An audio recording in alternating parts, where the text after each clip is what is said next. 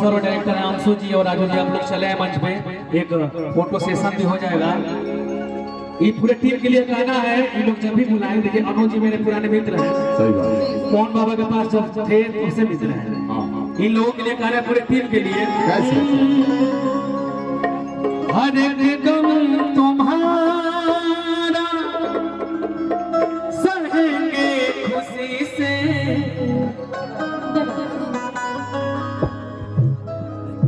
कोई भी हो सिकवा न कहेंगे किसी से। और हमारी बहुत अच्छी मित्र हैं शिवांगी साहू जी, बहुत अच्छी एक्ट्रेस भी हैं, तो वो आ गई है, तो मैं चाहूंगा कि आप मंच पे आ जाएं। और प्रीति का है, प्रीति राज, अभी आ जाए प्रीति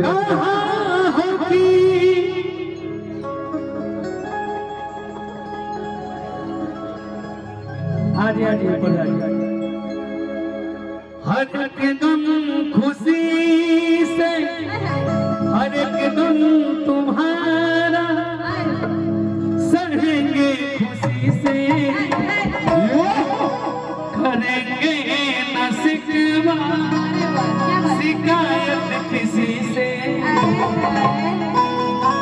ये आशा की लड़ियां रहे